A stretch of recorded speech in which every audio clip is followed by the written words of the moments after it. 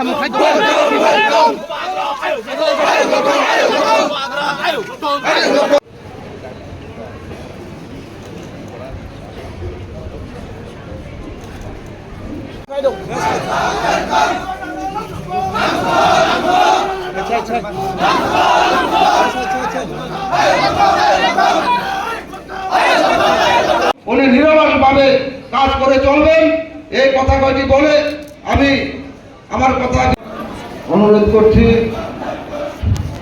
টিটিআরডিসি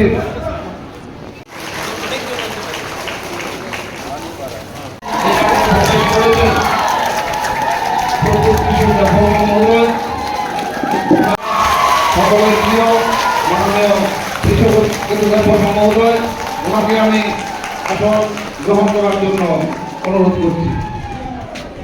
আমি আমাদের